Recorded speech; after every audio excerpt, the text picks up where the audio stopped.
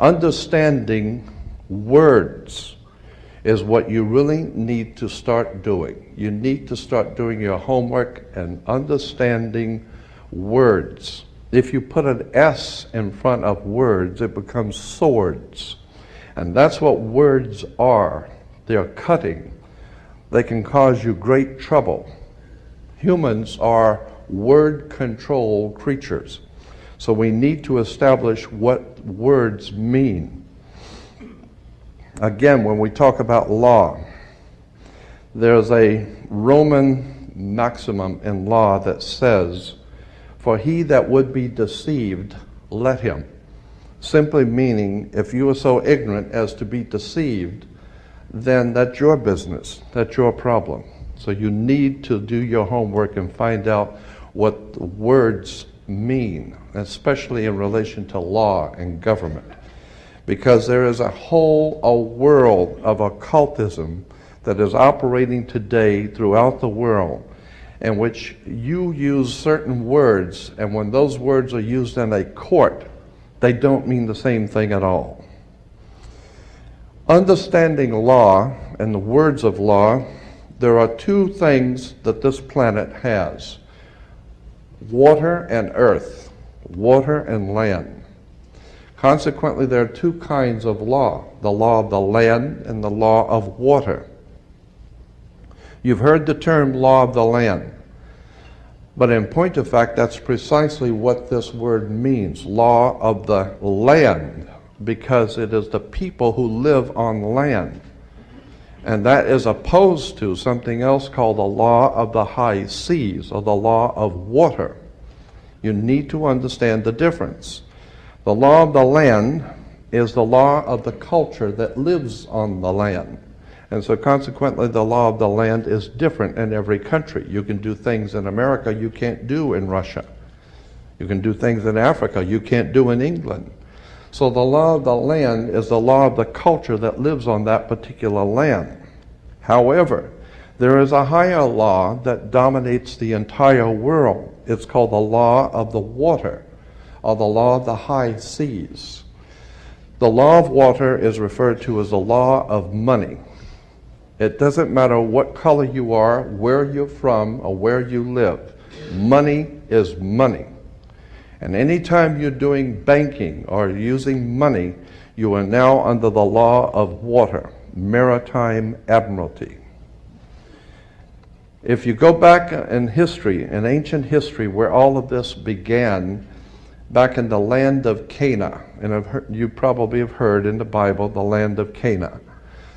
The Canaanites were Phoenician bloodline, and in the ancient Phoenician language, Cana meant merchant banker. The very word merchant comes from mer, M-E-R, for the sea, for water.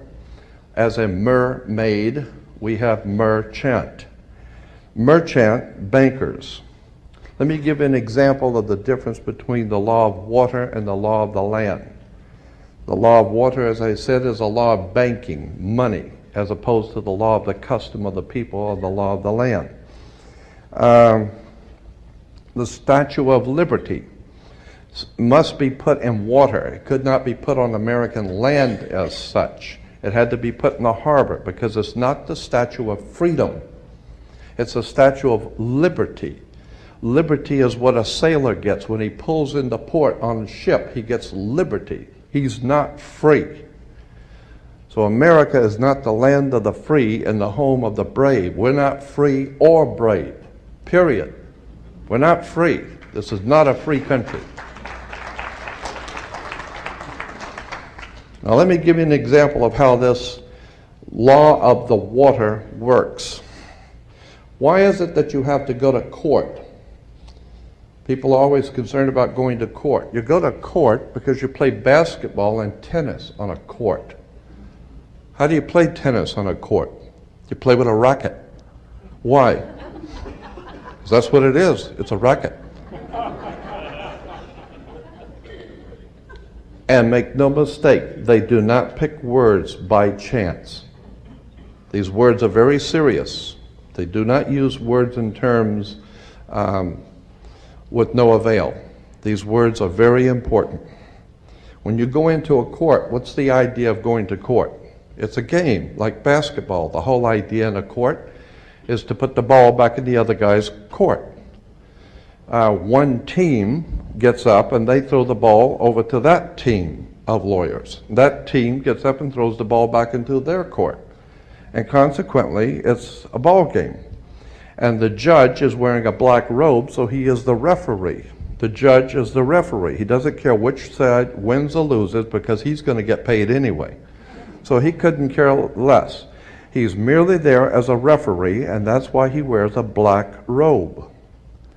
And that's another interesting subject we can get into later. But the judge is a referee between two teams.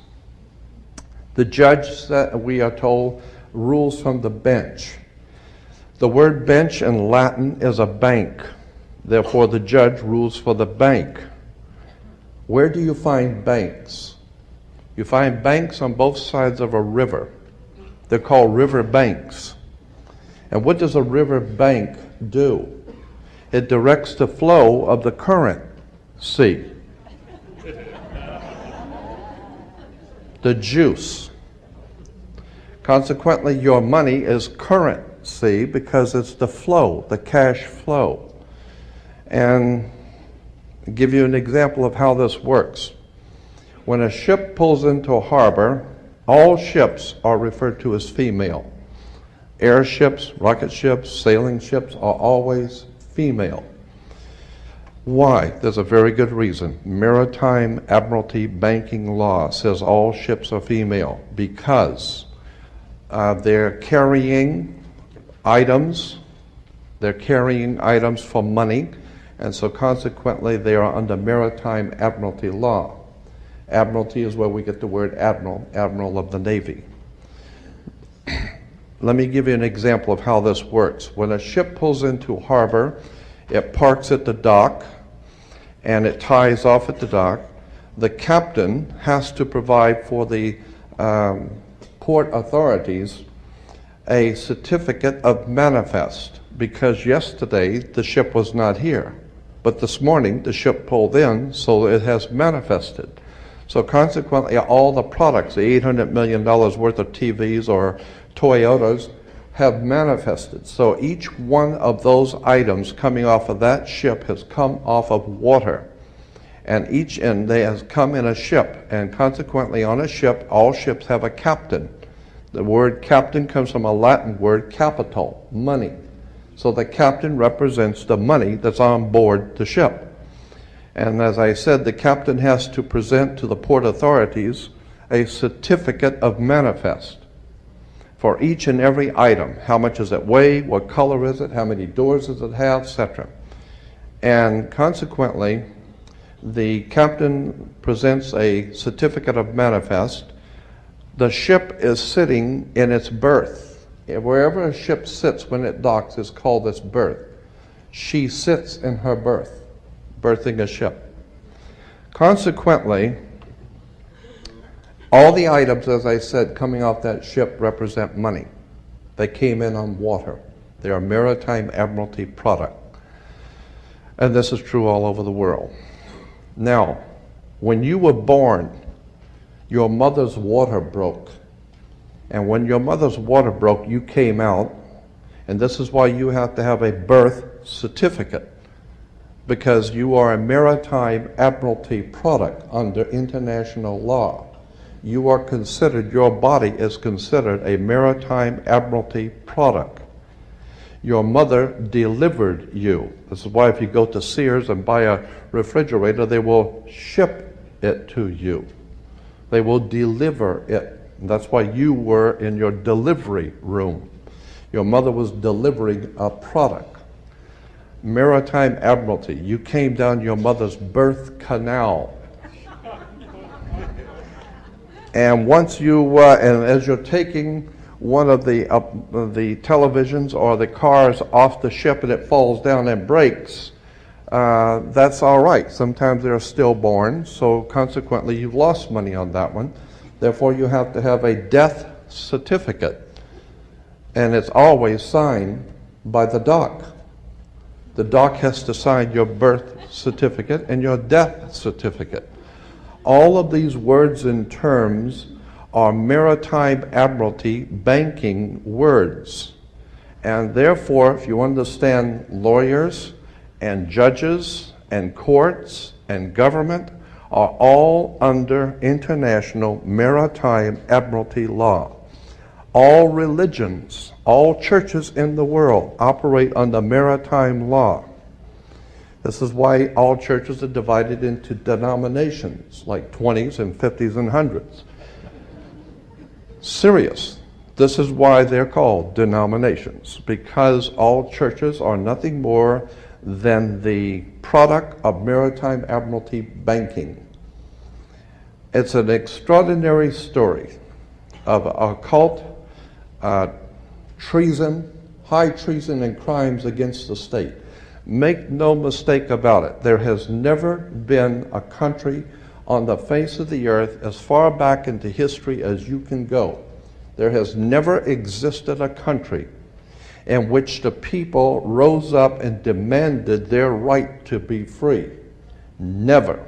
The concept of human, spiritual, intellectual, and physical freedom is a totally concept that has never, ever existed on the earth.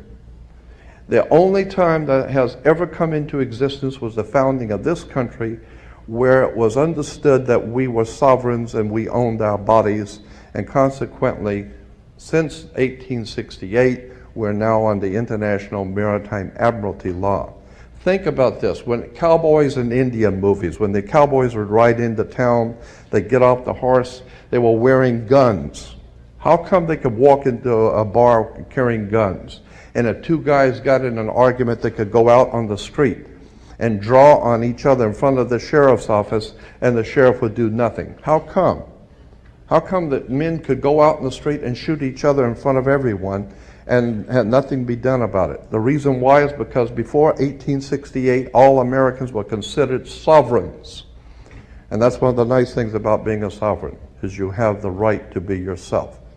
And consequently, you need to understand that in one last point I'm going to make before I introduce your speaker, that in 1868 there was a corporation founded. Anyone can incorporate a company. Well, in 1868 there was a company incorporated. And in that particular company, the founders of that company they referred to it as the United States Corporation. And they stipulated that anybody who would be a member of that corporation or work for that corporation would be called not an employee, but a citizen. So today, if you are asked, are you a citizen of the United States, what you think you're being asked is, are you lawfully in this country to do business? That's not lawfully what's being asked. They didn't ask if you're in America lawfully. They ask you a specific question. Are you, of your own volition, out of your own mouth, testifying that you are a citizen of the United States? Because in that way, citizen of the United States means you are an employee of a foreign corporation operating on international maritime law. So today, the President of the United States is the President of a privately owned company. The company is called United States. And the word president is always a word that is used in corporate law. Banks have presidents. All companies have presidents. So there's a corporation called United States, privately owned, and it has a president. President Bush is not the president of America. President Bush is the president of a privately owned company. Privately owned, out of England. And you need to understand words and terms. Because I believe that there is a divine presence in the universe that men call God, and one day that divine presence is going to move on the earth, and we're going to see freedom come back to this world. And when it does, you're going to need to understand words and terms and how they have been used to trick you.